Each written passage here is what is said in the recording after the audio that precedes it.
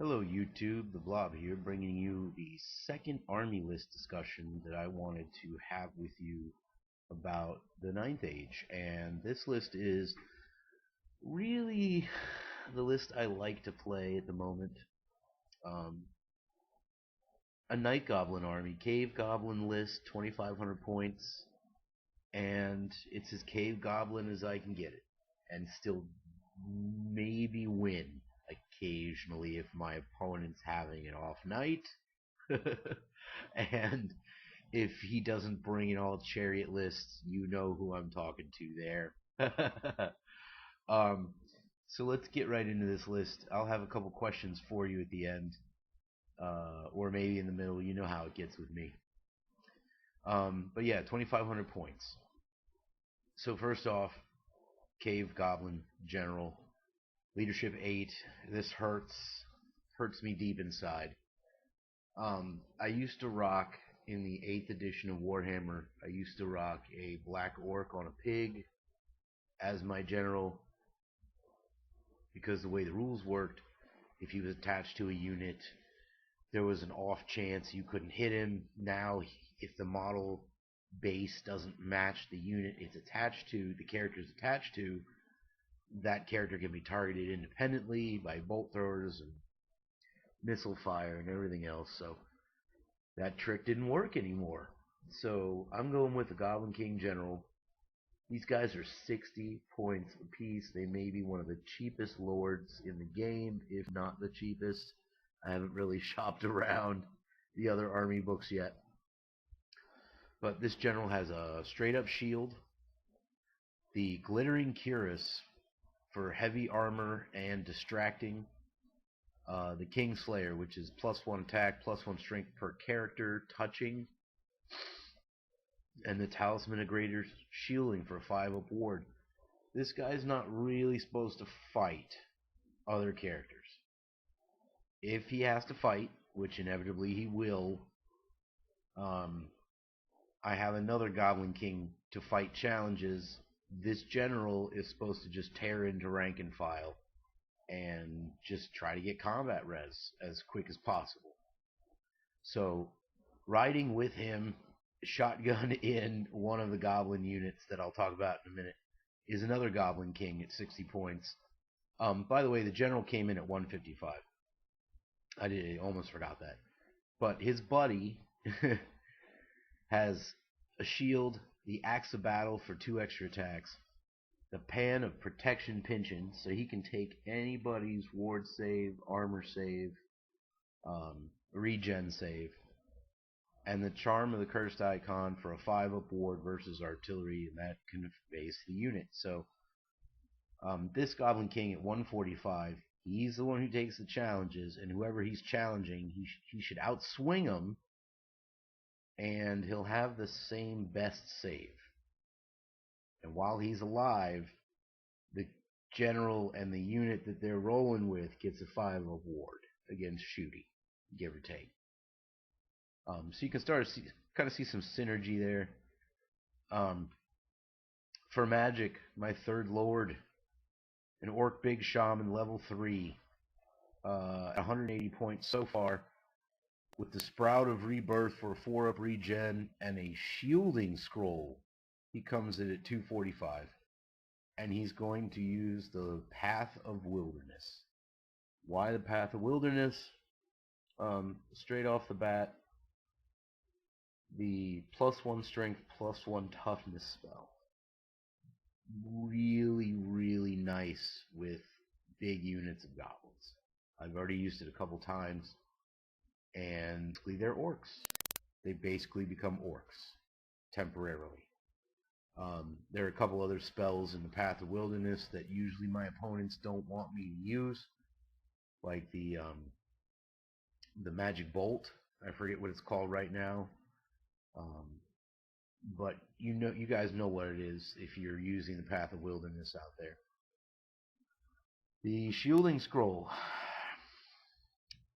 a 4 up ward against a spell once during the game. I needed the points elsewhere, and a 30 point, 35 point Dispel Scroll just wasn't cutting it, guys. I don't know what to tell you. And the shielding scroll, it kind of does do decent things here and there. With this army, I'm going to be taking some decent hits anyway. So, anything that attacks initiative or really dangerous spells that cause strength tests, the scroll shielding basically is going to, cut that down by 50%. And that's my lords. The Orc Big Shaman comes in 245. I think I already mentioned that. Heroes. So I still got the Orc on the pig, Erd Pig Destroyer, but now he's only a Black Orc Chief at Leadership 8. He doesn't have to be the General because that's what the Goblin King is. I really like this guy sort of riding around on his own, and this is how I intend to make him survivable. He's got the Lucky Shield, so he ignores the first hit, which is probably going to be someone's artillery, as he's zipping across the board. He's got the Blade of Strife for 3 attacks, so he's just a chopping machine. Plate armor, and he's riding the pig. So, I mean, he's got some decent survivability, and at 145 points, as long as he busts a unit of chaff and hunts 1 war machine, he basically pays for himself. And if he can kill a chariot, like a decent chaos chariot or something on his way, that's all the better, 2 Cave Goblin Chiefs with great weapons, light armor, and that's it. These guys are a grand total of 46 points apiece.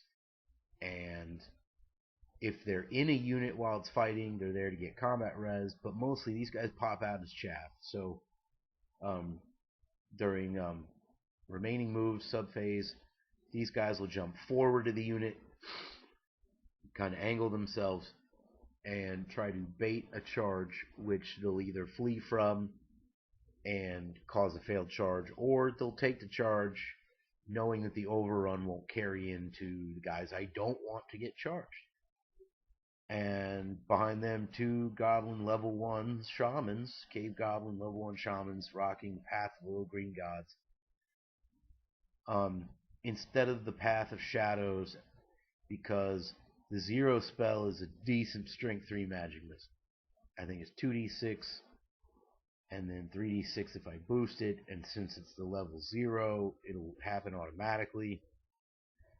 At 65 points, again, these guys are they're sort of mini bolt throwers, and they're chaff.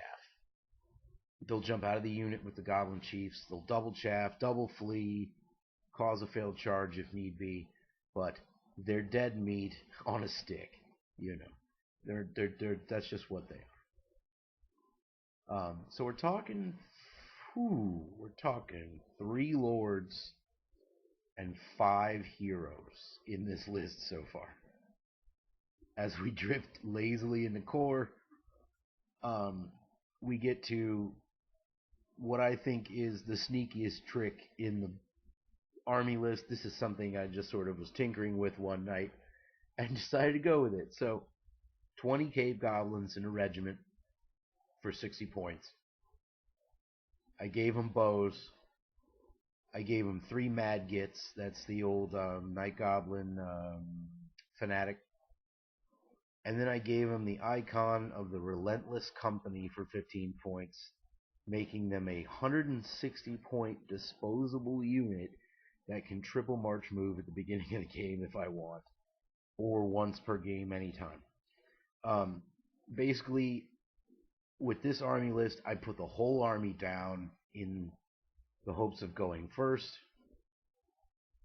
and I try to keep vanguards away from this unit so that my opponent's vanguarding units away from this unit, and then on turn 1, this unit marches straight towards my opponent's battle line and releases all the fanatics if they get within range. If not, they literally march up into my opponent's face and wait to be threatened, dumping all of these fanatics out maybe a stand and shoot, whatever. But it's 160 points of screwing up my opponent's battle line. I've used this unit twice now to good effect, and believe it or not, it practically pays for itself every time, depending on what the fanatics, what the Mad Gits make contact with.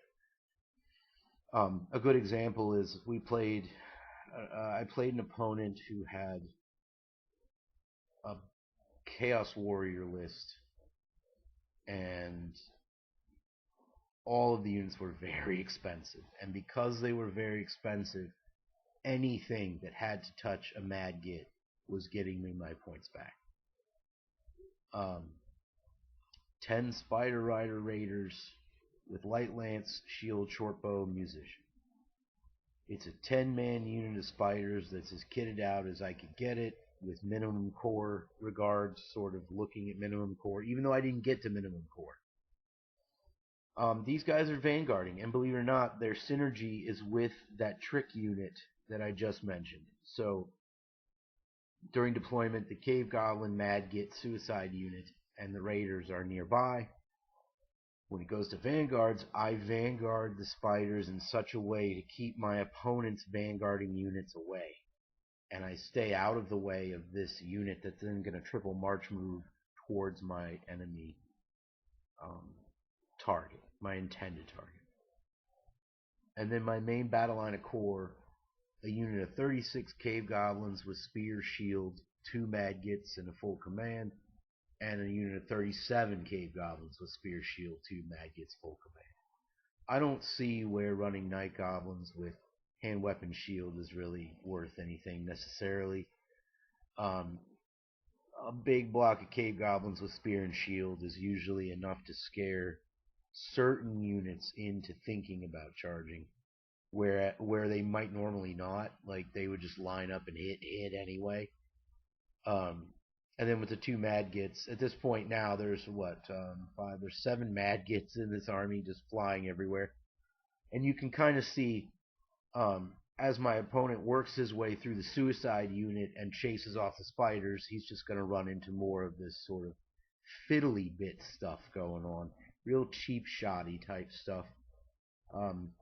By the time he gets to those 2 units, the 36 and 37 Night Goblins,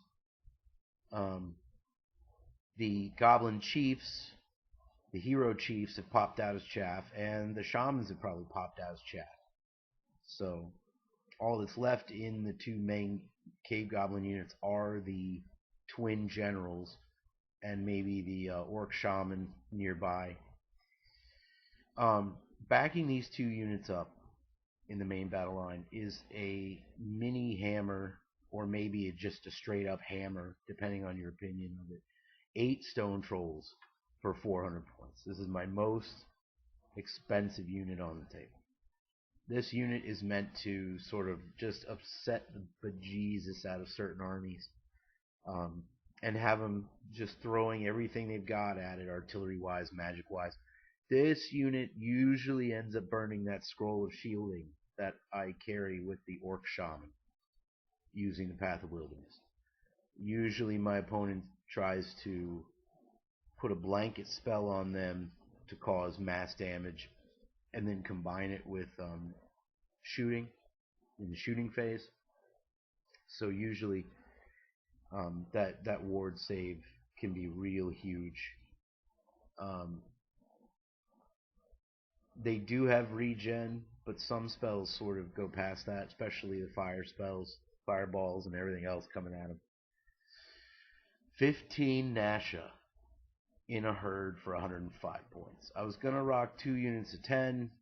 I didn't like the way that was going. Multiple small units is not really my thing. I'm very bad with small units, positioning them and all that stuff. I hadn't learned the finites of the 9th age, basically. So 15 models in this Nasha herd. And this is not a straight up fighting unit, even though it puts out some serious damage. It's really more to flank once the 36 and 37 Cave Goblin unit, strong Cave Goblin units that got into the fight, or even the Trolls. Once the Trolls are in a fight, If they didn't charge, but they survived around fighting, Nash is going to flank, chomp, chomp, chomp, and hopefully tip that bad boy in the right direction. Um, I'd also like to point out that +1 strength, +1 toughness spell in the Path of Wilderness does real well on both the Nasha herd and the Stone Trolls. Either or if they're in combat. Because it really sort of gets my opponent's eyes rolling a little bit. And then the Artillery Corps. This army, you might notice, we're Weedly. The most of the army is Weedly, tiny little green guys who can barely do a strength 3 hit, let alone strength 4 or 5. How are we going to cause enough wounds? Basically, it's coming from the get launches. Double get launches at 110, they're pricey. Yes, they can misfire. Maybe they don't do anything. Or maybe they win you the game. That's basically what these things do.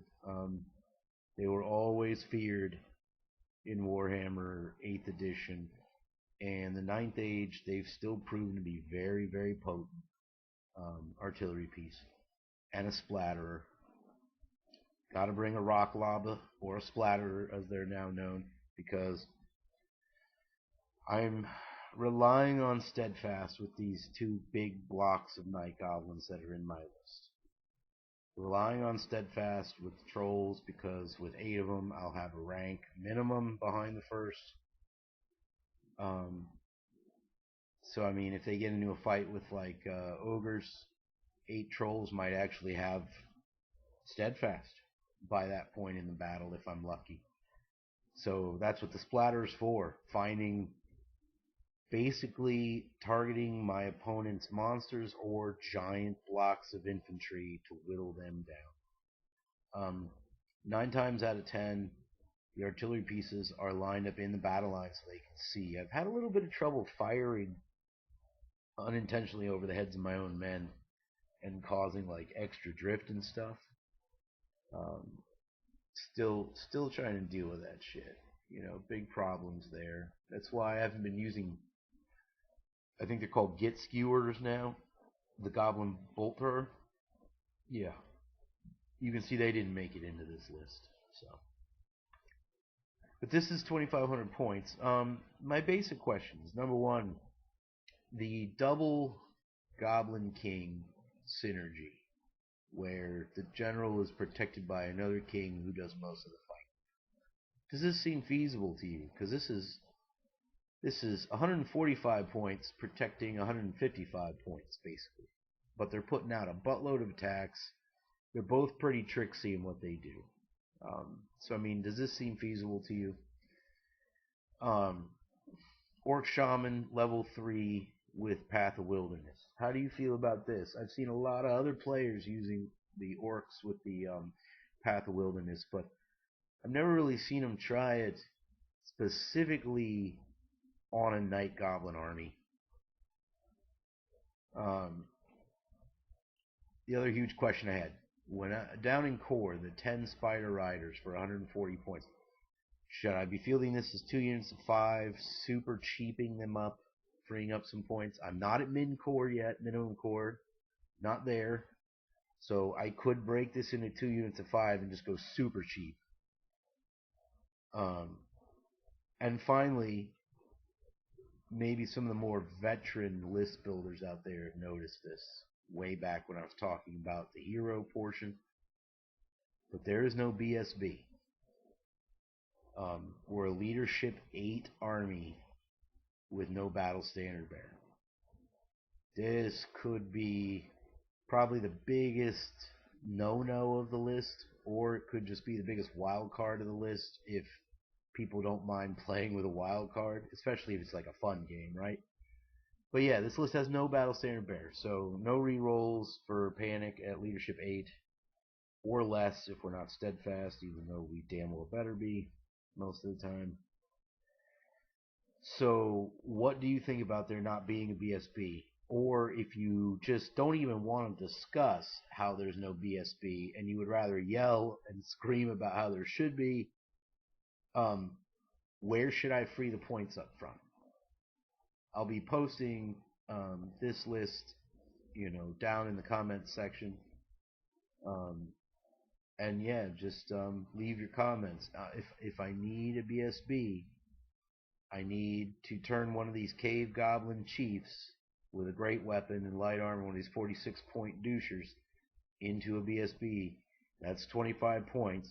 And if he's going to be a 25-point extra BSB, maybe he should have a special banner. So where should I free those points up from? Um, this has been the blog, and this has been a discussion on a Cave Goblin army list for 2,500 points in the 9th Age. Point 11 edition. Thanks for listening.